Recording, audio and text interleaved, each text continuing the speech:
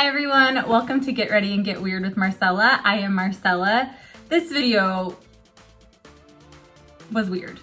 I had makeup difficulties, dog difficulties, technical difficulties, squeaky leather jacket difficulties, but I wore the leather jacket because today we're talking about Komodo Dragons. My leather jacket is squeaky, but I wore it because it makes me feel like a bad mama jamma, and I believe that Komodo Dragons are some of the baddest of the bad out there. There's very few predators to the Komodo dragon, and they will eat pretty much anything. So stay out of their way. Today we're gonna cover what they are, their diet, their feeding, their reproduction, where they live, why are they vulnerable, what conservation efforts are being done, as well as some fun facts, which there were quite a few fun facts because Komodo dragons are nuts. They're really nuts. I'm always happy to be researching and presenting fun facts about different interesting things that I share this planet with, that we share this planet with. So thank you for clicking to watch this video. Like, subscribe if you haven't already. I appreciate having you here. I also want to say at the top of this video, next month, October, I plan to cover maybe some spookier animals. I'm also working on a collaboration with a t-shirt company that is going to make at least one t-shirt that corresponds with one of my spookier topics for October. And we will have a discount code that we can use. She has some really cool designs so far on her shop, and I'm excited to share them with you. So stay tuned for that. It's something I'm very excited about. Other than that, let's jump right into this video. Let's talk about these Komodo dragons.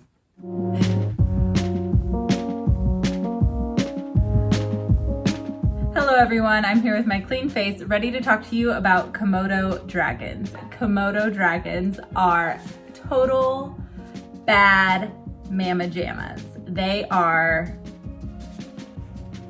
pretty cool. They look cool, their scales are shiny, they're tough. No one messes with them, so that's when I wanna feel like no one can mess with me, put on a little leather jacket. So let's jump right in. I got a couple new products since the last time I filmed. So check the description box for product details. Oops, that was a lot. So despite their name, Komodo dragons do not fly or breathe fire as you would assume that they do with a name like dragon. You're probably gonna hear my leather jacket squeaking this whole video. Tries to look cool, squeaks the whole time. So let's talk about what a Komodo dragon actually is. They are a lizard. They happen to be the largest and heaviest lizard that is living today. They can be up to 10 feet long, 300 pounds, gigantic. Just the idea of that is frightening. They have a long, flat head. They're very scaly and, in my opinion, kind of shiny. They have bow legs and a long, very strong tail, and their snout is round on the end.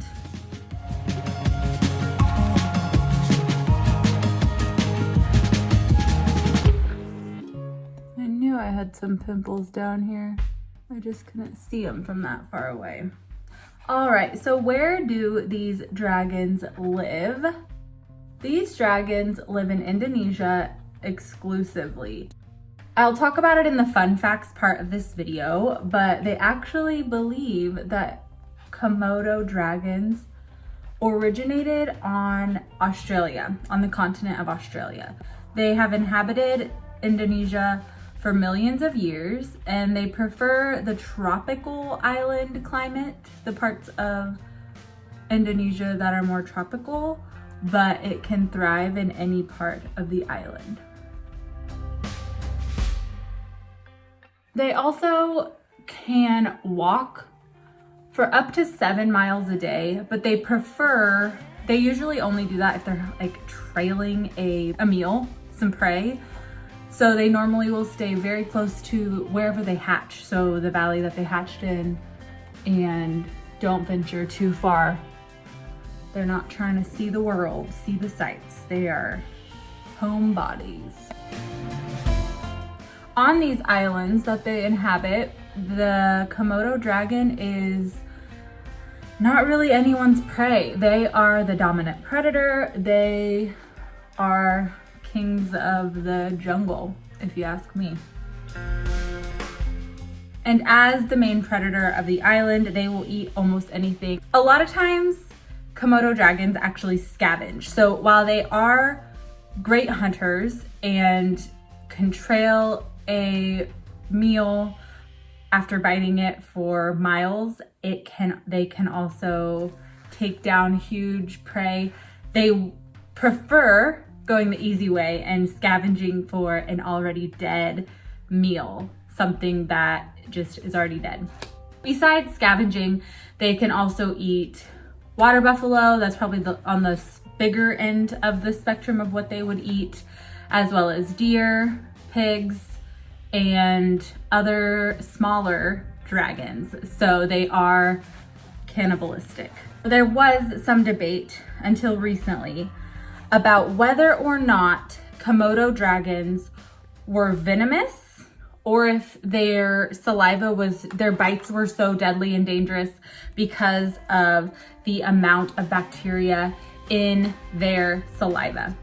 In 2009, an Australian researcher named Brian Fry, he's a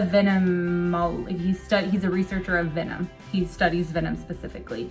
And he found out that Komodo dragons are venomous. It's not the bacteria in their mouths that are causing their prey to die.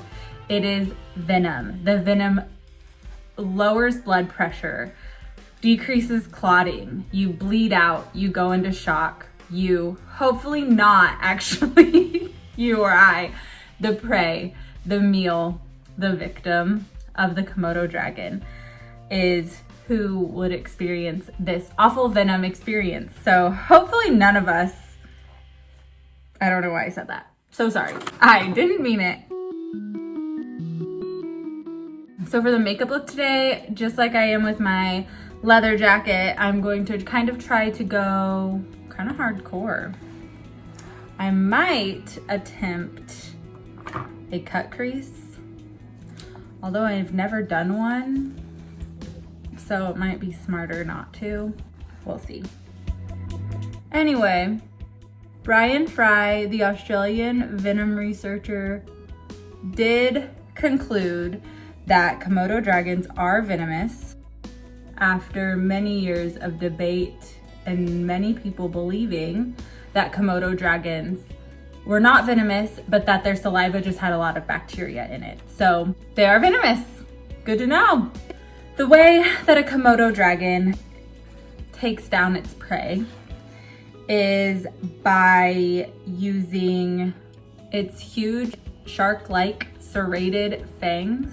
They lie in wait and then pounce on their unexpected prey. Sounds awful. But that's why they're the kings and queens. The baddest mamma jammas in Indonesia. I'm really trying to go for it here on the eyelids. Okay, if I'm going to try a cut crease, I have to go way up high. So I look like a clown right now, but I promise we'll clean it up. I'm gonna bring this right around, bring it back around down to downtown. To look cool, sometimes you have to look like a clown. Okay, so I told y'all that while they're feeding, to get their prey, to get their venom into their prey, Komodo dragons bite down with their huge serrated shark-like teeth. They rip their neck back, their strong neck muscles, and that venom is then in their prey. And even if the victim survives the initial attack, the dragon is very patient and will follow its prey, its victim, until that venom does its job and the prey succumbs to it. And then the Komodo dragon will eat that victim, and a Komodo dragon can eat up to 80% of its body weight in one meal. And then, as many other reptiles will do, it can skip meals for a while after that. It doesn't have to eat for like a month or more after it has one of those big hearty meals. All right, y'all, you're really coming on this cut crease journey with me because I've never done a cut crease. So we're gonna see how this goes.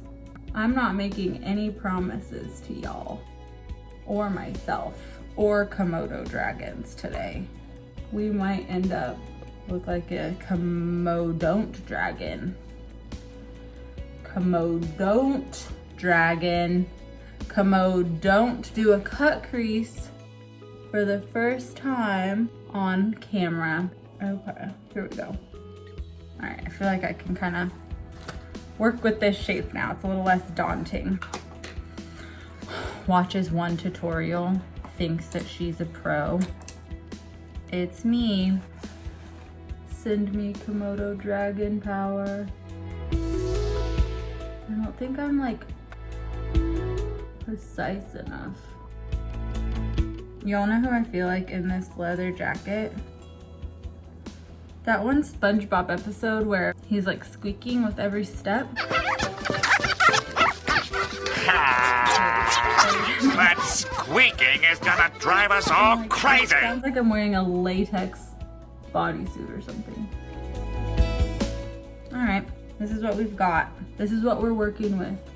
As I mentioned, Komodo dragons will bite their victims. Even if they survive, the venom will work slowly and allow the victim to slowly die. The venom causes the bleeding of the victim to move quicker. It bleeds out faster. It goes into shock. There's no clotting. The venom slows or shuts off the blood's clotting abilities, and it's a slow and awful death.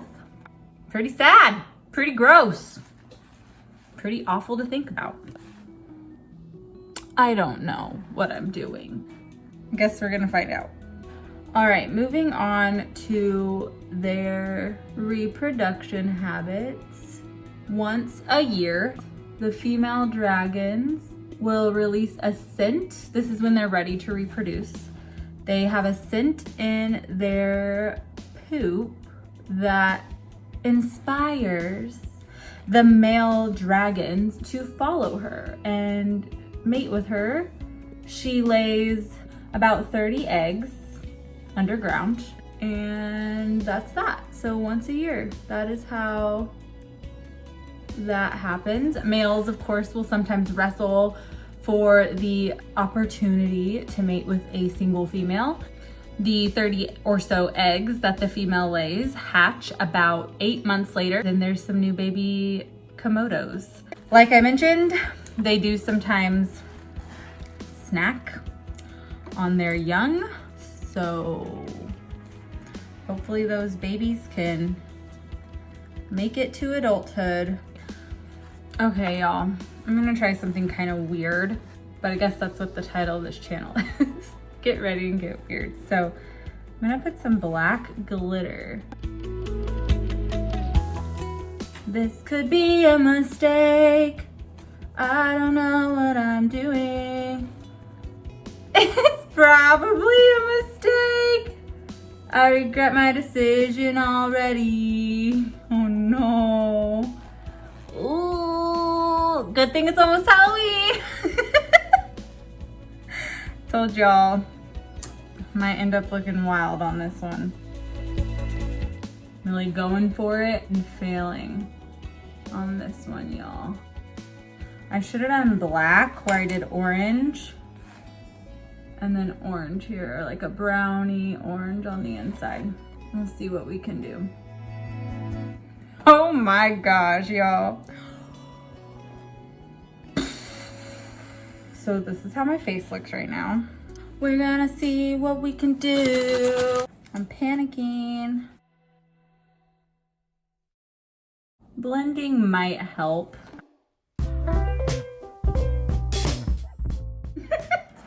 Yeah, no, I don't like how this turned out. One single small bit, and I'm sweating so much because I'm wearing leather. Don't feel like starting over though. So what can you do? This is the point in the makeup look where you just blend and hate yourself a little, just a little bit, but not for long. Please hold.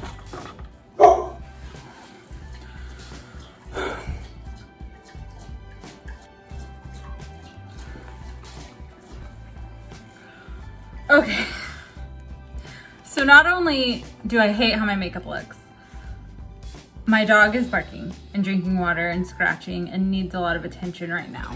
My computer just died. Wow. Blending is kind of helping, I think, for this look. I'm 99% sure that most of y'all did not come here for makeup chat, so let's move it and groove it on about Komodo Dragons. Bossy hopped up and she's sitting right next to me.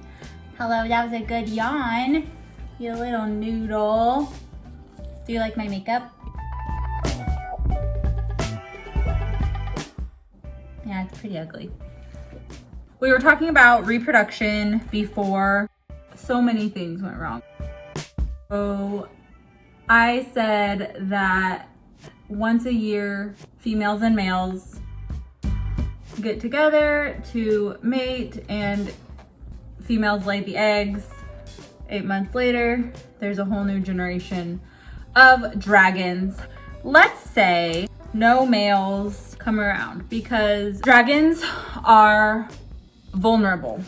They are on the vulnerable of extinction list. So let's say that no male dragons come around during mating season. Some reptiles can produce asexually, and Komodo dragons are one of these reptiles. Female dragons are able to reproduce asexually. They do have both male and female sex chromosomes. The process through which a female dragon, or some other reptiles as well, can reproduce asexually is called parthenogenesis. My dad actually just sent me an article about a boa, like a 60-some-year-old boa doing this in a zoo. So it's not just dragons. Life finds a way. Okay. Did need to do a little cleanup crew down here. So you would think that since these reptiles can reproduce asexually, their status of vulnerable should not be lasting long, but there's a few issues with the fact that they can reproduce asexually. While yes, it's an evolutionary advantage that they can reproduce asexually, they're able to replenish populations, and that's great. There is a big drawback, and that drawback is that when a female goes through the process of parthenogenesis, I can't say that word very well. When a female goes through parthenogenesis, every single time the offspring that is produced will be male. Long term, only producing male offspring and no female offspring and having a dwindling number can lead to inbreeding. This leather jacket is making me thirsty. So it can lead to inbreeding, which is not good for the genetic lineage of the species. This issue is exacerbated because the dragons don't like to stray too far from where they were born. So they all stay close by.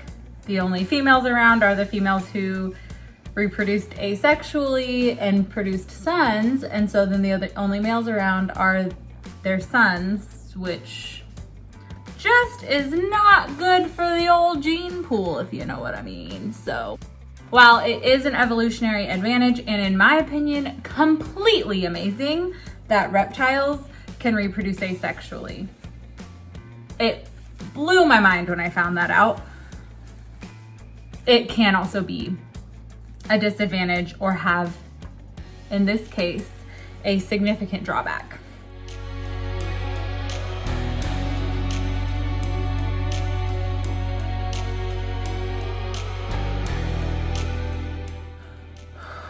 Breathing a sigh of relief. My eyeshadow. I think I'm not touching it anymore. Every time I look at myself, I'm just like, you really did that. Wow. All right, so now that I've mentioned that Komodo dragons are on the vulnerable list, let's talk about why that is. The main threat to Komodo dragon survival, as most of us could probably guess, is, say it with me, humans. Humans have burned the natural habitat of Komodo dragons to make more room for human-y type of things. We don't share very well. Poachers target the reptile. Poachers also target the prey of the Komodo dragon. That also causes a decline in the Komodo dragon's numbers. Less food equals less dragons. Less sustainability for those dragons.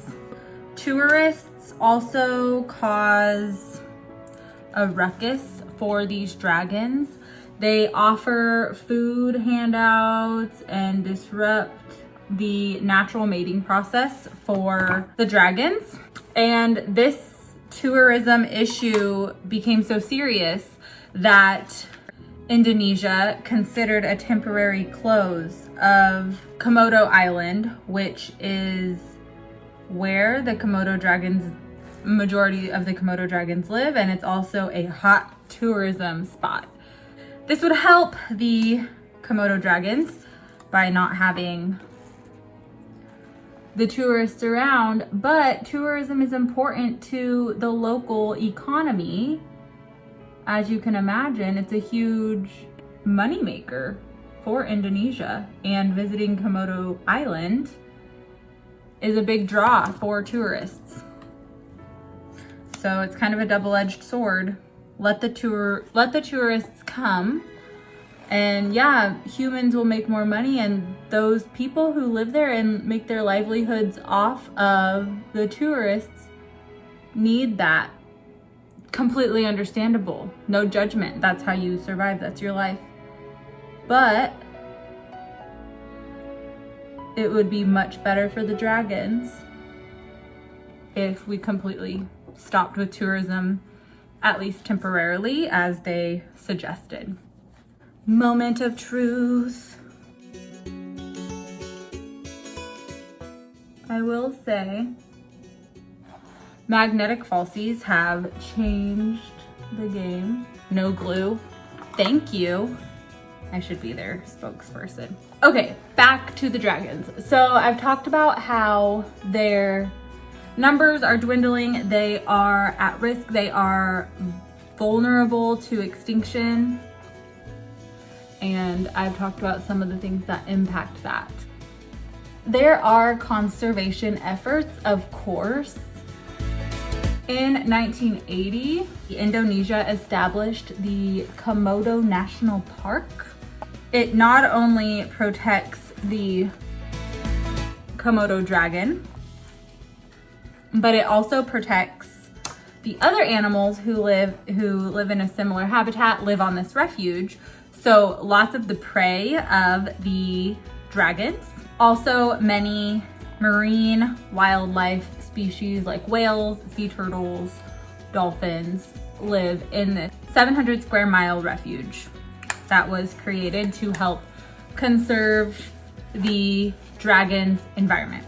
They have also hired guards to help stop poachers, and they do educating for the locals to help them learn about preserving this native species and the importance of this native species, the dragon. Maybe I should have put my eyelashes on after I did that. Who knows? They're on already.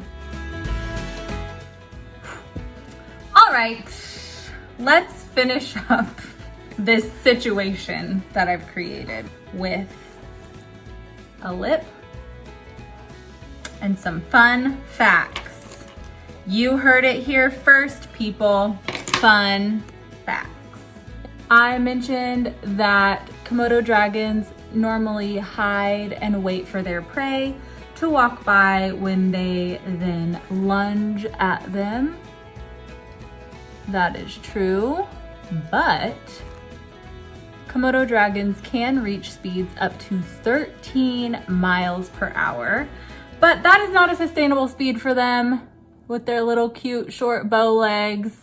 They can do this for a short burst of time and then back to their normal, slow little gait.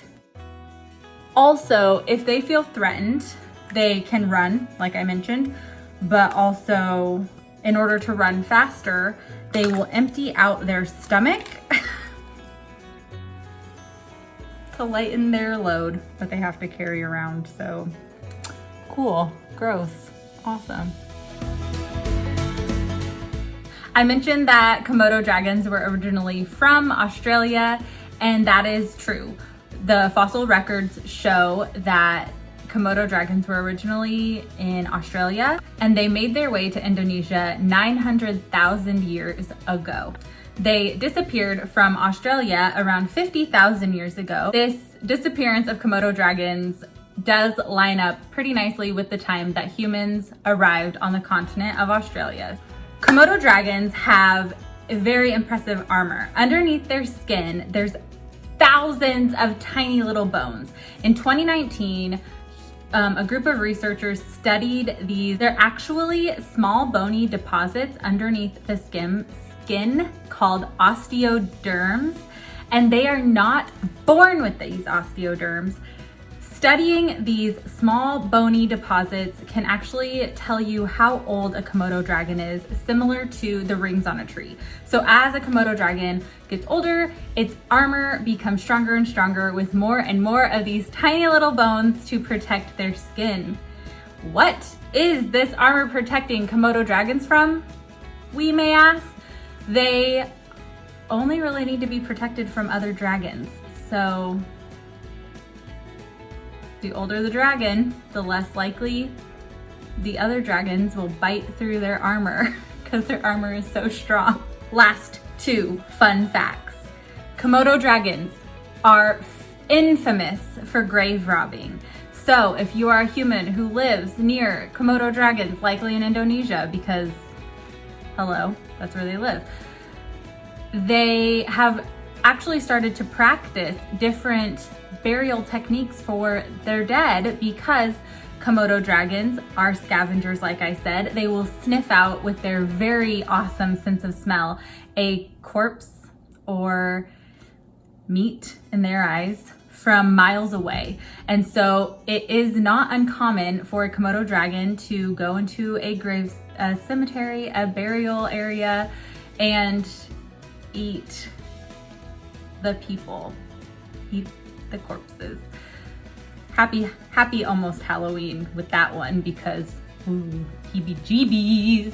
And last but not least, I will leave you with this awesomely fun and adorable fact. Komodo dragons play. They have been seen interacting with different things in captivity in a way that is not food motivated, not aggressive. They're not motivated by anything at all except for to interact with this item. So shovels, shoes, balls, things like that. Anytime an animal is interacting with things like that in a non-aggressive, not food motivated way, it can be considered play. I even saw the dodo video of a Komodo dragon in captivity playing tug of war with a person, and it looks like a little dog toy, and it's pretty cute. I mean, the only way you could describe it is play. There's no other reason why he would be tugging on this toy. It's not food. He's not getting food for doing it. And he wasn't aggressive towards the person, so that can be considered play. Anyway, I'm going to stop blabbering on about these fantastically incredible animals and say goodbye because I gotta wash this off my face. Thank you so much for joining me to talk about Komodo dragons and put makeup on my face while I do it, and letting me put this leather jacket on to feel like a bad mama jamma dragon today. I hope that you all enjoyed this conversation. So glad that you're here. Please like, subscribe, share on your social media if you enjoyed this video. I appreciate it as always, and remember to stay weird.